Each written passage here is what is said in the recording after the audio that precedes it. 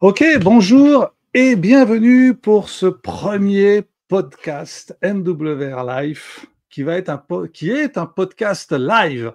Alors c'est le premier épisode, je suis à la fois ému, stressé, embarrassé, mais très content d'être avec vous. Et j'ouvre ce podcast avec un entrepreneur talentueux. On va mettre la barre très haut, lui et moi, ensemble, parce que c'est le Léon Marchand de l'entrepreneuriat. C'est celui qui vous fait une coulée plus longue, on ne le voit pas, et puis quand il réapparaît, il est déjà devant. On va parcourir 7 années d'Alexandre Bidot. On ne va pas vous parler des clichés de l'entrepreneuriat. On va vous parler vrai, on va vous parler avec du lourd, on va toucher vos émotions.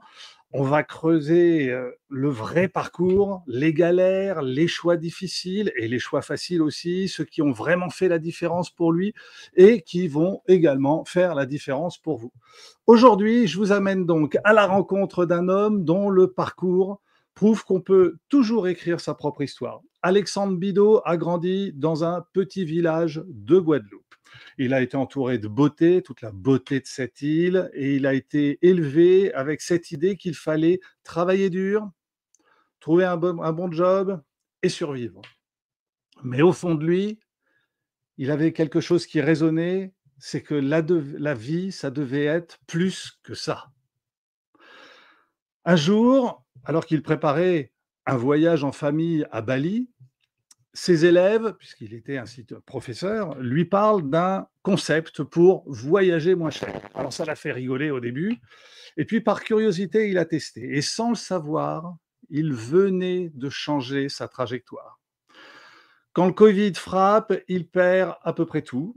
Son activité s'arrête, 64% de son équipe disparaît, ses revenus s'effondrent. Il aurait pu abandonner, il aurait pu dire que c'était pas pour lui, mais il décide de se réinventer. Et c'est là qu'il découvre le vrai et son vrai leadership. C'est pas celui qui brille quand tout va bien, c'est celui qui émerge quand tout s'écroule. Alors il développe MWR Life, une entreprise qui est alignée avec ses valeurs, le voyage, voyager, impacter, servir les personnes, pas vendre à tout prix, écouter, accompagner, croire en l'autre.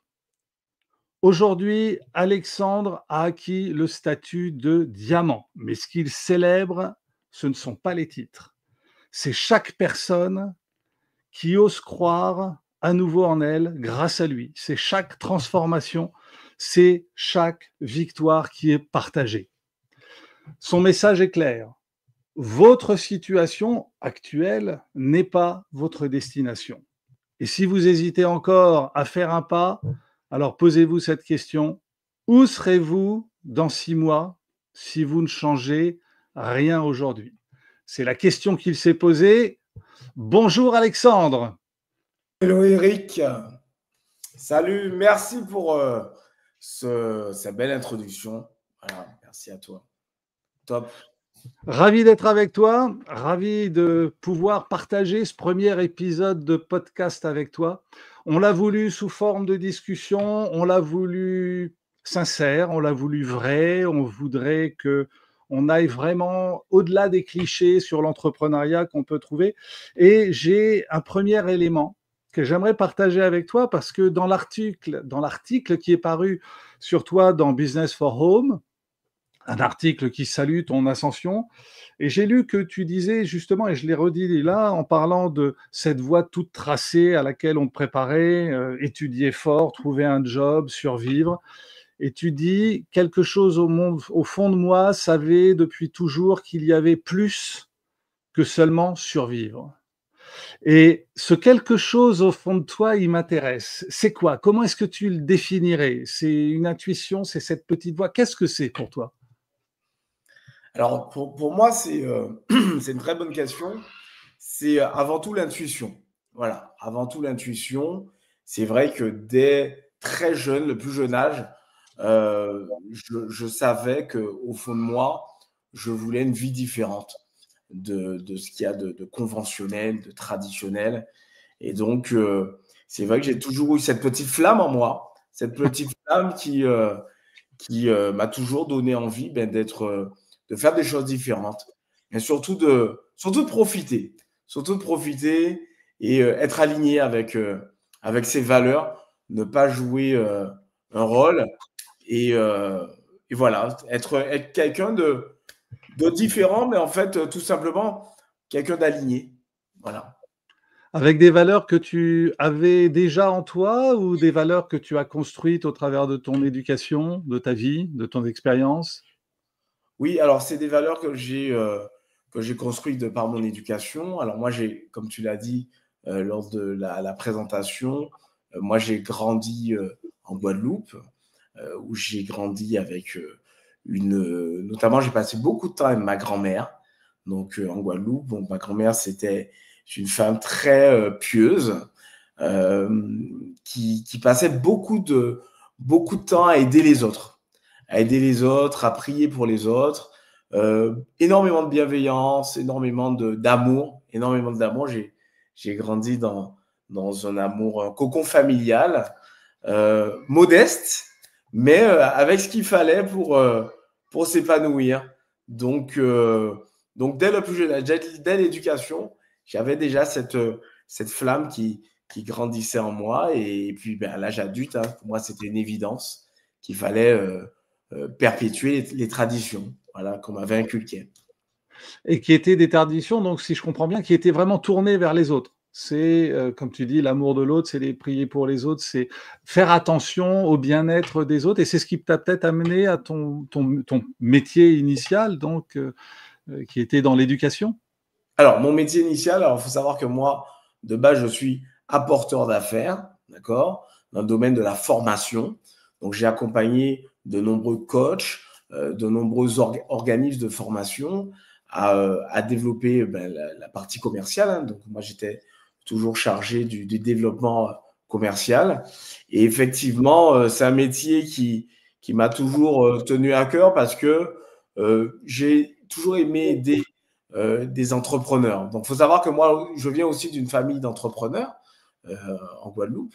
Et c'est vrai que pour moi, c'était une évidence de pouvoir joindre mon métier, me permettait de mêler, si tu veux, mon éducation et aussi le professionnel. Voilà, l'entrepreneuriat, mais aussi mes valeurs d'entraide. Et donc, j'ai trouvé à travers ce métier d'apporteur d'affaires dans la formation avec les coachs, et bien, cette opportunité de pouvoir aider les coachs à développer leur chiffre d'affaires tout en aidant des élèves, des stagiaires, des entrepreneurs à développer leurs compétences. Donc, d'un côté, il y en a qui grandissaient leurs compétences. D'un autre côté, d'autres développaient leur chiffre d'affaires. Moi, j'étais le plus heureux au milieu des deux. Ça m'allait très bien. Et c'est comme ça que l'un d'eux t'a parlé de MWR Life et du fait de pouvoir voyager moins cher. Voilà, à l'époque, j'animais en fait. J'avais organisé une super formation sur le développement commercial avec des indépendants de la région. Et effectivement, j'ai des stagiaires qui parlaient de voyage toute la journée. Alors moi, je trouve déjà de base, je trouvais que c'était un sujet très très sympa, le voyage. Et donc, ils en parlaient entre eux, si tu veux, mais ils m'en parlaient pas spécialement parce que ils pensaient pas que j'avais besoin de ça, si tu veux. Et moi, je me suis renseigné parce que, comme tout bon entrepreneur, on est déjà assez curieux. Donc, moi, je me suis renseigné sur le concept de mon côté. Et puis après, effectivement, j'ai appelé le stagiaire, je lui ai dit de passer à mon bureau et de me faire mon inscription. Je n'étais même pas au courant du prix de l'inscription. Voilà, mais moi, j'étais prêt à me lancer. Et puis voilà, c'est comme ça que j'ai rejoint l'aventure. Et tu as fait ton voyage à Bali et c'était une belle première expérience? Ah oui, c'était un voyage pour moi. Alors, ma fille venait d'avoir 1 an. Elle avait fait son premier voyage en Guadeloupe. Ouais. Ça me tenait à cœur d'aller en Guadeloupe. Et je ne sais pas, j'étais attiré par l'Asie. Et c'est vrai que on avait ce projet de partir à Bali. Et donc, effectivement, c'est tombé à point nommé parce que j'ai pu réaliser ce rêve que ma fille ait fait ses premiers pas en Asie. Et donc, c'était mon rêve. Ouais. J'ai réalisé grâce à MWR Life. Un premier rêve déjà. Et puis Ouais. ensuite, une ambition avec l'entrepreneuriat. Tu dis que tu es dans une famille d'entrepreneurs. Ils ont tous réussi dans leur entreprise? Ah oui, oui, oui, ils sont tous réussis. Ouais, ouais. Donc, tu avais plutôt une bonne image de l'entrepreneuriat. C'était un risque, mais enfin, comment tu raisonnais par rapport à l'entrepreneuriat? Ben, effectivement, pour moi, l'entrepreneuriat, ben, ça va prendre des risques, mais surtout être audacieux, surtout de l'audace. Voilà, Ah, audacieux, audacieux. Ouais. beaucoup d'audace, de passage à l'action. Et puis moi, tu sais, aux Antilles, il faut savoir que il y a un climat très convivial, folklorique, où les gens se prennent vraiment pas la tête. Et donc, c'est vrai que bon, moi, j'ai grandi avec cette image de l'entrepreneuriat où on s'éclate, on est audacieux, on fait plaisir. C'est beaucoup le relationnel, il faut savoir, aux Antilles qui prime, c'est le relationnel. Et donc, du coup, moi, j'avais voilà, mes parents qui sont entrepreneurs, qui sont dans la vente. Et donc, du coup, je les ai toujours vus aller sur le terrain, voilà, et se régaler et puis réussir. Ouais. Et ça t'a pas, parce que ça aurait pu faire l'effet inverse, c'est-à-dire que t'aurais pu considérer que justement, c'est un peu le rejet des parents en se disant: «Non, mais moi, j'ai pas du tout envie de faire comme eux, c'est pas l'image qu'ils me donnent me motive pas, entreprendre, ça me tente pas». Ça n'a pas été l'image finalement que tu as reçue de ça, d'après ce que tu dis? Non, pas du tout, parce que bon, ils avaient aussi le style de vie qui allait avec, hein, le style de vie qui allait avec. Voilà, on a manqué de rien. Alors, je les ai vus avec des hauts et des bas, évidemment, des hauts et des bas, des fluctuations de trésorerie, parfois quelques petits avec les clients, si tu veux, des impayés, des choses comme ça, tu sais, toujours des choses à gérer par rapport à ça, de la comptabilité, ben, tout ce que la vie d'un entrepreneur finalement, les petits tracas, si tu veux, de l'entrepreneuriat. Et mais voilà, avec un style de vie quand même, avec des hauts et des bas, mais toujours dans l'action et dans l'audace, et on avance. Et voilà, moi, j'ai grandi dans cet univers. On va retenir le terme, j'aime beaucoup le terme de audacieux. Audacieux, c'est faut oser, c'est aller de l'avant, c'est à un moment donné, peut-être un petit peu comme un enfant, abandonner l'idée que ça pourrait ne pas se faire et puis avancer, se lancer. C'est ça? Comment tu définirais, toi, le fait d'être audacieux dans le domaine de l'entrepreneuriat? Ah ben, être audacieux, c'est vraiment euh, l'amour, entre guillemets, l'amour du risque. Il faut y aller sans se poser de questions. Il faut débrancher le mental. Le cerveau est en mode sécurité, si tu veux. Il faut débrancher le cerveau. Enfin, il faut parfois débrancher le cerveau parce que sinon, si on mentalise trop, malheureusement, on ne passe pas à l'action. Il faut débrancher le cerveau. Il faut y aller. Il faut être audacieux. Il ne faut pas hésiter voilà, à aller de l'avant. C'est comme ça. C'est l'entrepreneuriat pour moi. Entreprendre, c'est être audacieux, c'est l'audace. Et passer à l'action, montrer ce focus. Quand on est focus, on a un objectif, il faut se donner les moyens. Voilà. Et ça passe par l'audace. Et c'est ce qui permet d'avoir d'énormes résultats. Donc l'audace, oui, oui, c'est bien, parce que souvent on parle avec l'entrepreneuriat, et c'est à juste titre, et j'en parle aussi, on parle de la résilience, mais l'audace, on en parle beaucoup moins. Et j'aime bien ça, parce que la résilience, c'est quand il y a un coup dur, faut passer au-dessus, donc on est un peu sur la défensive, mais l'audace, on est sur l'activation, on est sur l'action, on est en train d'avancer. Là, il n'y a pas de question d'obstacle à surmonter. J'adore ça, j'adore ça. Et toi, quelles sont les valeurs? Donc, tu nous as parlé de valeurs. Alors, on comprend, on va dire que l'audace fait partie des valeurs.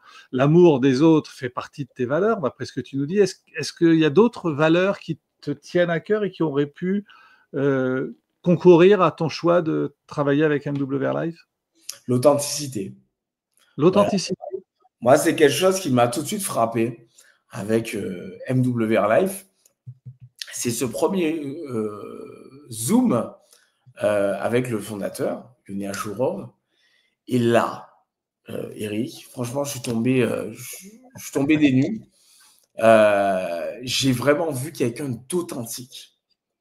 Et j'avais jamais rencontré, je te promets, quelqu'un d'aussi authentique. Voilà. Qui a du succès, évidemment. Quelqu'un qui a autant de succès d'entrepreneuriat, comme on le connaît, mais avec une authenticité, une simplicité déconcertante. Et pour moi, c'est la valeur number one. D'ailleurs, c'est souvent quand je fais des ateliers avec mes collaborateurs, je leur dis, soyez authentiques, restez vous-même, ne jouez pas un rôle, soyez authentiques, parce que c'est juste incroyable. C'est juste incroyable, l'authenticité. Moi, ça m'a marqué la première fois. Il était dans une chambre d'hôtel, barbe de 3 jours, ses écouteurs, t-shirt col rond. Voilà, le gars d'une simplicité, d'une authenticité. Et là, je me suis dit, wow. Et là, j'ai vraiment pris une gifle. Et ça a été le déclencheur. Ça a été un élément déclencheur. Et d'ailleurs, aujourd'hui, c'est ce que mes partenaires apprécient chez moi, c'est mon authenticité. Voilà. C'est ça, le parfum des Caraïbes, l'authenticité, le plaisir d'être ensemble. Oui, c'est vrai que Yoni est quelqu'un qui est authentique, qui voilà, je pense qu'il est tellement aussi, enfin, j'ai rarement vu quelqu'un d'aussi intelligent. C'est quand je sais pas comment il fait pour lire dans le cerveau des gens, mais parfois j'ai pas commencé la phrase il m'interrompt déjà avant que je parle pour me dire la réponse. Voilà, donc c'est quelqu'un qui va très vite, qui est très brillant, mais c'est vrai, tu as tout à fait raison, qui est authentique. Et ça, c'est ce qui t'a touché. Le contraire d'authentique, ce serait quoi? Ce serait des patrons comment? Des CEO qui seraient comment? Qui serait un but de leur personne. C'est Qui ça. serait un but de leur personne, comme on peut rencontrer dans le schéma traditionnel, notamment. On rencontre des chefs d'entreprise qui sont imbus de leur personne, qui manquent d'humilité, qui manquent énormément de valeur. Et moi, je ne me retrouvais plus, si tu veux, dans ce schéma. Dans ce schéma avec des chefs d'entreprise qui manquent de transparence, d'honnêteté, que ce soit avec eux, envers leurs collaborateurs, envers leurs clients, etc.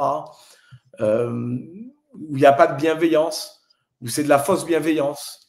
Ouais. Et ça, moi, j'ai connu ça.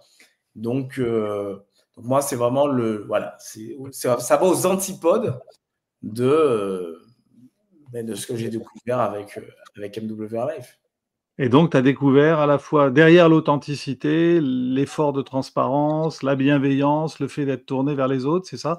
Et ça, ce sont vraiment des valeurs qui font écho, qui résonnent chez toi, si je comprends bien.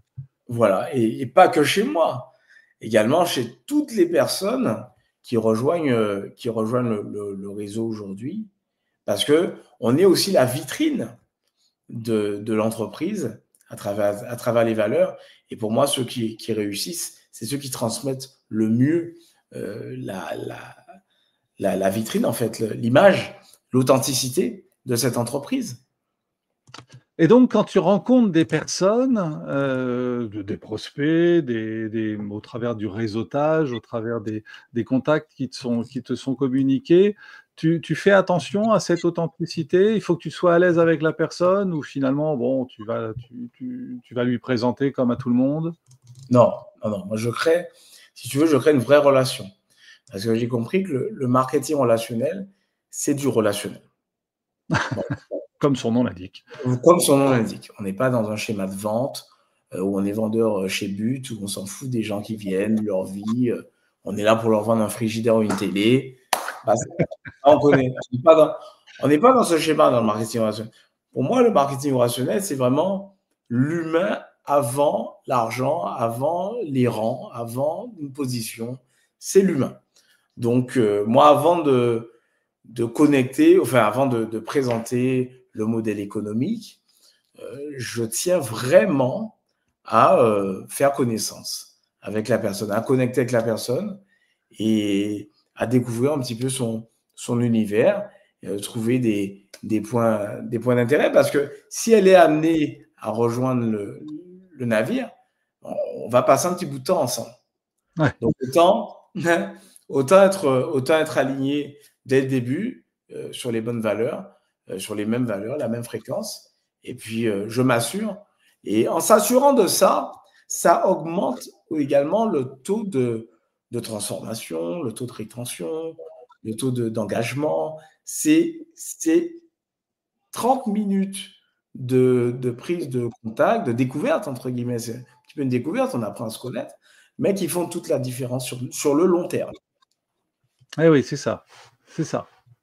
C'est toute la phase de découverte que tu creuses, pas forcément alors j'imagine en parlant peut-être de voyage ou en parlant d'activités, tu t'essayes de tourner autour de ces sujets-là ou pas du tout, si la personne aime la montagne, tu parles de montagne?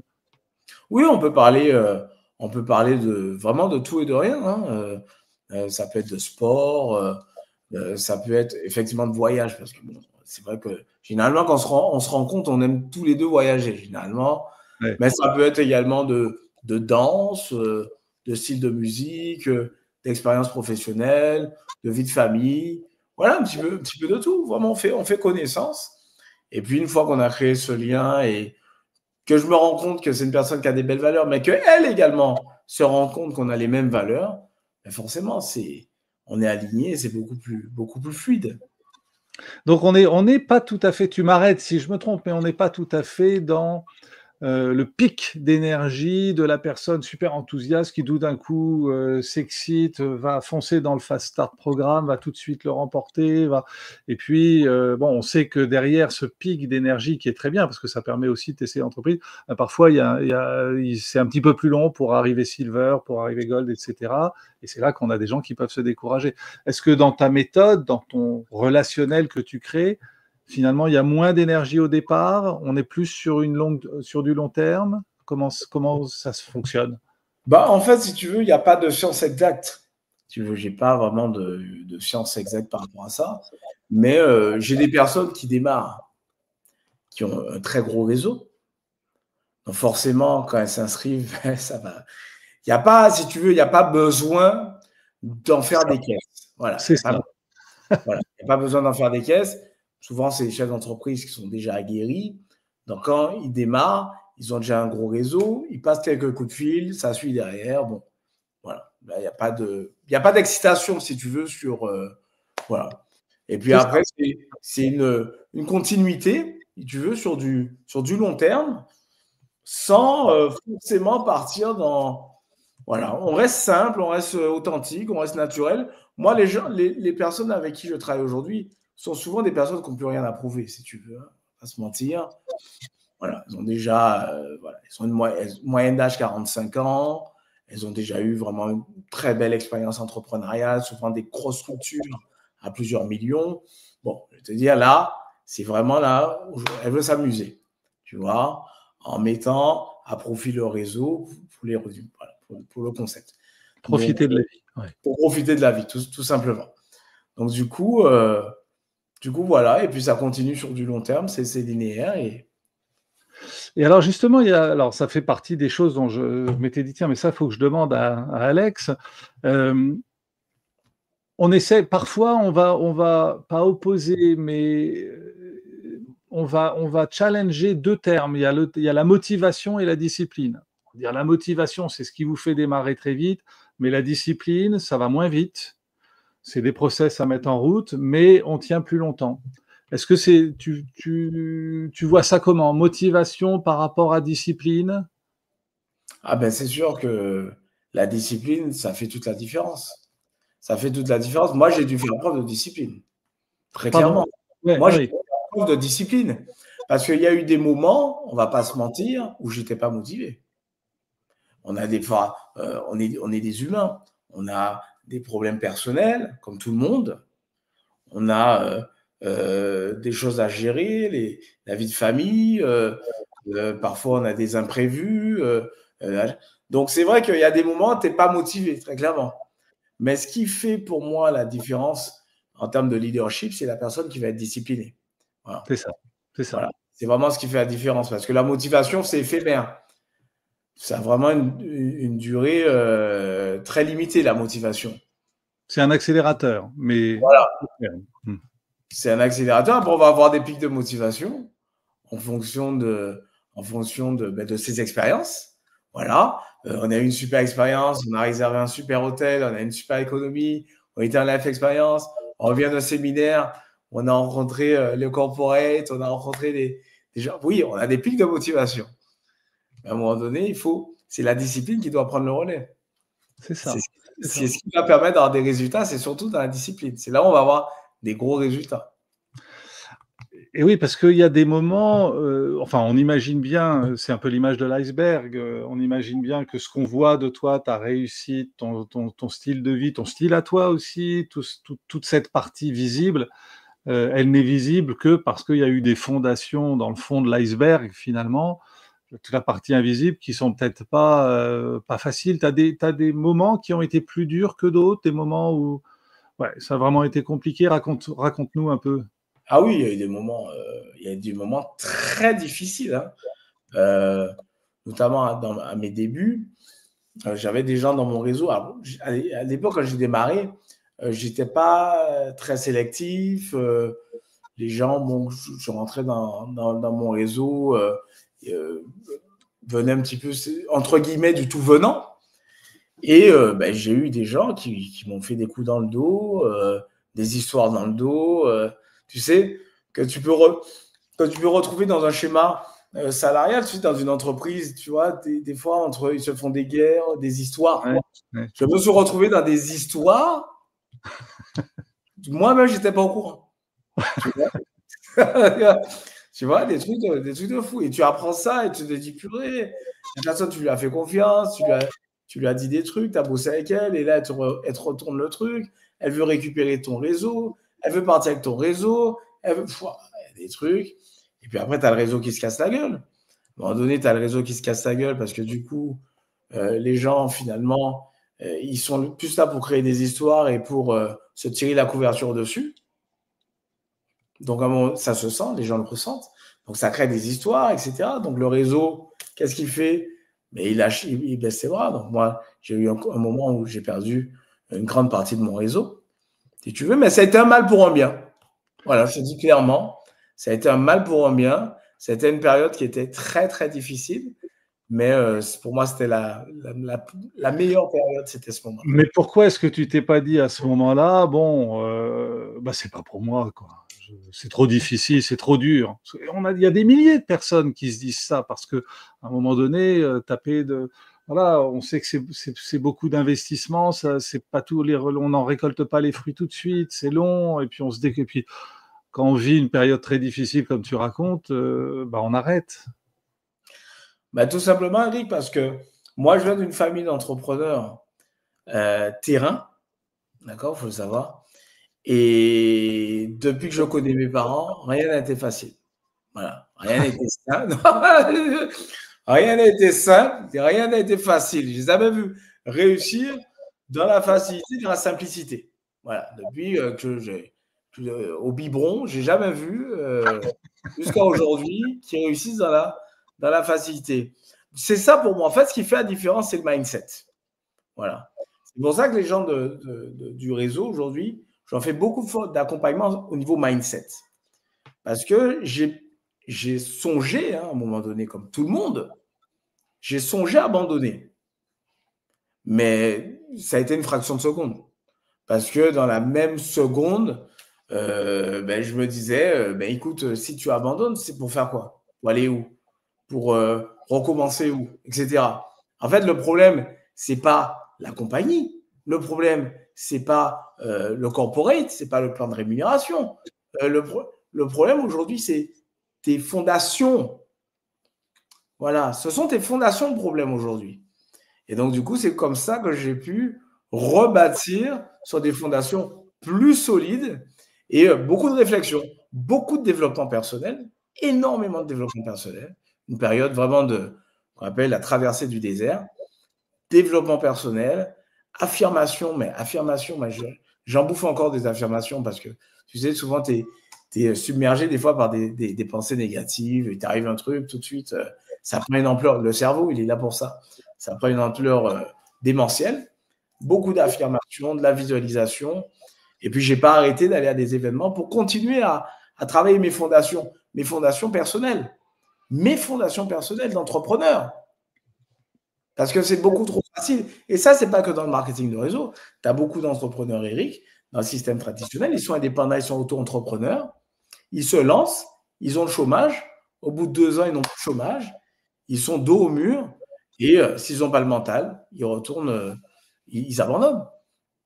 Donc, c'est un choix. Si tu abandonnes, en fait, tu donnes à ton cerveau cette indication, cette facilité d'abandonner. Et après, ben, ça devient une habitude. D'ailleurs, c'est Michael Jordan qui l'a dit ça. Michael Jordan a dit, tu abandonnes une fois, ça devient une habitude et tu abandonneras toute ta vie. Voilà. D'accord. Donc, soit il ne faut pas du tout abandonner, soit si on abandonne, il faut se souvenir de ce qu'a dit Michael Jordan et en tirer la leçon. Ah oui, clairement. Ouais. C'est vraiment un état d'esprit. D'accord. D'accord. Mais c'est dur quand même. Je veux dire, quand tu parles d'affirmation, de visualisation, tu peux m'en dire plus? Ah ben, écoute, moi, j'ai des affirmations justement pour hacker mon cerveau. Tu sais, je vais prendre un exemple, une petite anecdote. La dernière fois, je vais à la plage. Tu sais, j'habite dans le sud de la France, il y a la plage. La vie est dure. Voilà. Je suis toujours resté pas loin de la mer. Avant, j'étais près de l'Atlantique. Là, je suis près de la Méditerranée. Je vais à la plage, Eric, et il y avait du vent. Donc, l'eau était froide. Je pense un peu comme chez toi en Bretagne. L'eau était froide. Et tu sais quoi? Je me suis dit, je suis rentré dans l'eau. Tu sais, premier réflexe, l'eau est froide. Donc, tu es là, l'eau est froide, tu as froid, tu n'es pas bien, elle est froide parce que ton cerveau, l'eau est froide, elle était glacée. Je te jure, elle était glacée. Personne n'entrait dans l'eau. Tout le monde restait juste les genoux dans l'eau. Elle était glacée. Je te jure, elle était glacée. Eric, tu sais quoi? Je me suis dit, je vais faire une expérience. Je te promets. Ça, j'ai dit à personne. Je vais faire une expérience. Je vais me dire et me répéter que l'eau est chaude, elle est bouillante. Je me suis répété ça, Eric, au moins 100 fois, 150 fois. Je te promets, j'ai tapé des brasses 5 minutes plus tard. Dans la même eau glacée, Eric, je ne sentais plus le froid. D'accord. J'ai hacké mon cerveau. Je l'ai complètement hacké Mmh. avec des affirmations. Et je me suis répété, elle est chaude, elle est bouillante, l'eau, elle est chaude, elle est un jacuzzi. Et là, j'y suis allé. Et là, après, je ne ressentais plus le froid. Et les gens me regardaient, je leur disais, mais elle est très, très bonne, l'eau, elle est très chaude. Ils m'ont dit, ils m'ont pris pour un fou. Ouais, donc ce que tu dis, c'est que, mais je te rejoins complètement, c'est que notre cerveau peut composer sur le positif, il peut composer comme on veut, et souvent on le fait composer sur le négatif. C'est ça. Et je visualisais en même temps. En même temps que je disais, l'eau est chaude, elle est bouillante, je visualisais des cocotiers, la Caraïbe, les Maldives. Tu vois, je visualisais en même temps. D'accord. Je ne suis pas à Palavas, je suis aux Maldives. Tu vois.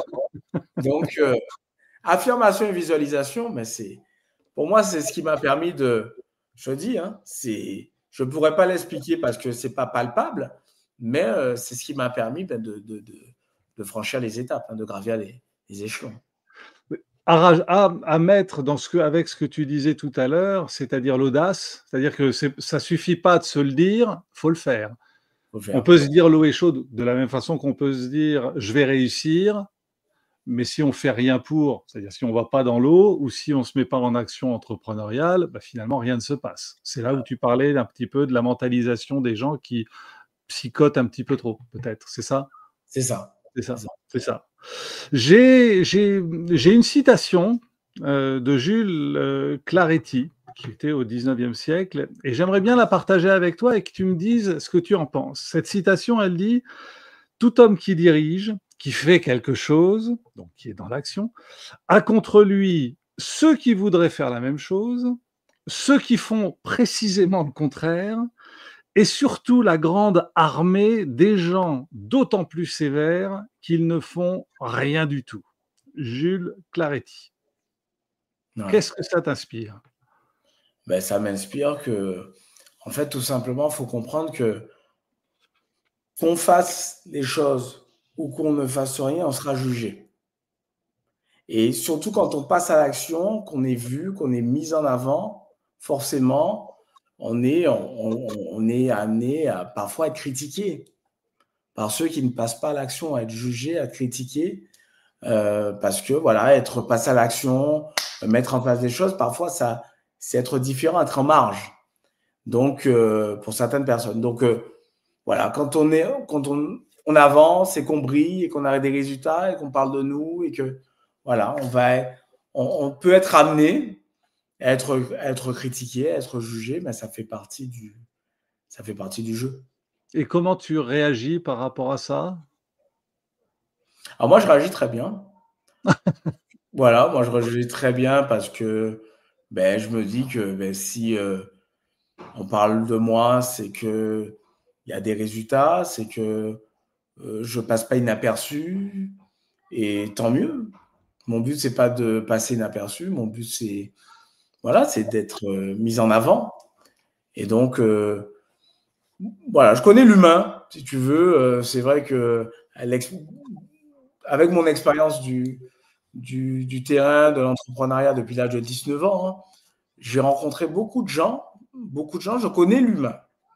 Je sais que l'humain est parfois pas même gentil avec, tu vois, parfois on n'est pas gentil avec soi-même. Il y a beaucoup d'humains qui, si tu veux, et qui vont nous partager leur frustration de cette façon, en critiquant, mais je leur en veux pas. Je leur en veux pas, c'est un petit peu comme, à l'époque, j'ai eu une société à un moment, j'étais PDG d'une société dans la rénovation de l'habitat, rien à voir. Et je faisais du porte-à-porte. J'arrivais à faire du porte-à-porte. Et je tombais 9 fois sur 10, je tombais sur une porte où on m'envoyait balader, si tu veux, 9 fois sur 10. Mais tu sais, ma réaction, c'était pas de m'énerver contre la personne qui était énervée. Parce que je me disais, bah, écoute, si elle est énervée, qu'elle m'envoie balader, elle m'envoie paître, c'est que dans sa vie, il doit y avoir des choses qui ne vont pas, en fait. Et j'avais plus d'empathie, si tu veux, finalement, pour cette personne-là, tu vois, qui a cette réaction très colérique ou très bizarre, tu vois. J'avais plus d'empathie pour elle et me dire, mais putain, mais qu'est-ce qui ne va pas dans sa vie Ouais, pour être ouais. aussi, aussi vilaine? Donc tu arrives, en fait, ça te touche pas enfin, c'est un peu ce que je comprends, c'est que, bon, la jalousie, les critiques, les jugements, finalement, tu les entends, mais tu prends de la distance par rapport à ça et ils t'impactent pas, c'est ça? Mais c'est Voilà, difficile, ça. je prends de la distance. euh, et puis, c'est aussi pour moi une motivation. Ah, Voilà. C'est aussi pour moi une motivation parce que ben voilà, moi j'aime aussi. C'est vrai que quand voilà, peut-être qu'on j'entends des choses à mon sujet ou autre, ben, je me dis ben, tiens, ben, je vais lui montrer que ce qu'elle dit, ben, elle se trompe et on va aller faire encore plus de bruit. Mais en toute bienveillance. En toute bienveillance. donc tu arrives à garder de la distance par rapport à ça? Parce que souvent, la mauvaise critique qu'on trouve injuste, ça nous fait bondir, on rentre dans des émotions, ça prend le pas sur le cerveau. Toi, en fait, ça glisse, ça passe. Voilà. Ton attitude détermine ton altitude. Voilà. Donc moi, c'est très simple. Je vais prendre l'altitude Ton et attitude, redis-le, ton ton attitude attitude détermine ton altitude. ah, ton altitude, d'accord. Voilà. Donc moi, je prends de l'altitude par rapport aux jugements, aux critiques que je peux rencontrer et, euh, et je continue à tracer ma Mais route. alors, ça veut dire que tu ne les alors, qu'on soit précis, ça veut dire que tu les entends pas ou ça veut dire que tu les accueilles en disant: «Bon, bah, j'accueille, bon, cette personne doit avoir des soucis, j'accueille le fait qu'elle m'ait envoyé paître, mais voilà, je lui en veux pas». C'est quoi? Tu accueilles et tu souhaites la bienvenue à la critique, au jugement négatif ou autre, ou est-ce que ça glisse, tu l'ignores complètement? Non, je l'ignore pas complètement. Je l'accueille. Voilà, c'est ça, c'est exactement ça. Je l'accueille et puis si l'occasion se présente ou j'ai la possibilité, l'opportunité d'échanger avec la personne, ben c'est avec plaisir. Parce que souvent, c'est juste que les personnes ne se connaissent pas, ne nous connaissent pas. Et elles vont juger de ce qu'elles voient, de ce qu'elles entendent. Voilà, parfois, c'est juste une action, peut-être qu'elle n'a pas compris. C'est souvent de l'incompréhension. Oui, c'est souvent ça. D'accord. D'accord et donc tu laisses la porte ouverte pour pouvoir communiquer après à nouveau avec elle. J'ai une dernière question pour toi et on va arriver au bout de notre podcast. Tu dis: «Les vrais leaders naissent dans la tempête». Alors je comprends que les vrais leaders pour toi se révèlent dans l'adversité et pas dans la facilité. Mais alors, est-ce que tu peux me donner ta définition d'un leader ou d'un vrai leader? c'est quoi humainement pour toi? Alors, un vrai leader, pour moi, c'est quelqu'un qui montre l'exemple. Encore aujourd'hui, j'en parlais, lead by example, j'en parlais avec des collaborateurs. Et donc, pour moi, c'est vraiment ce qui fait la différence. C'est là où je vais pouvoir déterminer si tu es un leader ou pas. Parce que ça m'arrive parfois de rencontrer des personnes qui vont qui vont se dire leader, mais qui vont avoir le comportement opposé des leaders. Ah oui. C'est-à-dire qu'ils vont, on va s'appeler et pendant 90% de sa conversation, ça va être pour critiquer les gens de ses équipes ou ses collaborateurs. Ou 80% de sa collaboration est axée sur les autres. Mais du mauvais, très négatif, du sens négatif. Ouais. Pas de la bonne façon. Ouais. Pas de la bonne façon. Et donc, moi, souvent, je lui pose la question, je lui dis, mais attends, là, tu es en train de me dire qu'ils sont comme ci, ils sont comme ça, mais toi, qu'est-ce que tu fais? Est-ce que tu leur montres l'exemple? Tu veux des leaders dans ton équipe, tu veux des entrepreneurs, mais est-ce que tu as l'attitude d'un leader? Est-ce que tu as l'attitude d'un entrepreneur? Est-ce que tu passes à l'action? Est-ce que tu as de l'audace? Est-ce que tu montres l'exemple? Et c'est ça, en fait. Pour moi, un leader, c'est quelqu'un qui doit montrer l'exemple professionnellement. Après, l'exemple dans voilà, le mec, c'est pas le gars qui fait le ménage, qui fait. Non, on s'en fout. Ouais. Professionnellement, c'est quelqu'un qui doit montrer l'exemple, c'est-à-dire qui doit faire plus d'action, dans l'action, plus que les autres. Voilà. Oui. Et où se trouve la notion de tempête, de difficulté qui révèle le leader par rapport à ça? Ah ben, les tempêtes, ça va être dans les noms. Ça va être dans les noms, ça va être dans les choix, les sacrifices. Ah oui, parce que plus grands sont les sacrifices, plus grands seront les succès. Donc, ça va être dans les sacrifices, dans les noms, dans les moments difficiles, dans les moments aussi on va plafonner, on va descendre. Ouais, il y a tout un process en fait. C'est quelle réaction tu vas avoir face à l'adversité. C'est ça en fait pour moi un leader. Est-ce que tu vas avoir la réaction, tu vas te connecter au négatif ou tu vas avoir dans l'adversité un propulseur, un tremplin qui va t'amener au sommet. Mais peut-être sur l'instant, tu vas pas, ça va vibrer, il y aura des turbulences. Tu vas avoir des turbulences. Mais voilà, tu es le commandant de bord. Est-ce que quand il y a des turbulences, allez, tu lâches tout et voilà, ou tu tiens le manche et puis malgré les turbulences, tu es là, tu lâches rien et tu y crois, tu lâches rien. Et c'est là qu'on voit les vrais leaders. Super, super, super. J'ai adoré ce moment avec toi, Alex. Je passerai des heures à continuer à discuter, à te poser des questions. On est allé un petit peu dans des parcours, dans des horizons qui ne sont pas tout à fait classiques. Moi, j'ai adoré beaucoup à la fois les valeurs, l'audace, la spontanéité, ce qui a déclenché le fait un leader, comme tu le dis, c'est quelqu'un qui mène par l'exemple, le fait de gérer nos émotions sans ignorer les choses, mais en les accueillant et finalement en gardant du recul par rapport à tout ça. Ça a été très très riche. Je te remercie 1000 fois. Je pense que ça a été hyper instructif aussi parce que on ne prend pas tout, mais on capte des choses en se disant mais finalement il y a une sincérité, une réalité dans les propos qu'il nous donne. Il n'y a pas de hasard. T'es pas arrivé au sommet par hasard, tu es arrivé à la force du poignet, tu es arrivé, comme tu dis, par des remises en question, par ton mindset. Encore bravo, et ça c'est au nom de tout le corporate d'MWR Life que je te félicite, qu'on te félicite, on est admiratif. Et puis on va continuer à avancer sur ce chemin-là. Et puis on va continuer également les podcasts. Le prochain podcast, ce sera Christina qui aura, notre responsable marketing, qui aura un ou une invitée spéciale pour accompagner cette discussion qu'elle aura avec cette personne. Je vous remercie beaucoup pour votre attention. J'espère que voilà, on avait dit 45 minutes, on est à 45 minutes pile pour le live. Et puis, je vous souhaite à toutes et à tous de passer une très bonne soirée. Et merci encore, Alex. Merci, Eric. Merci beaucoup.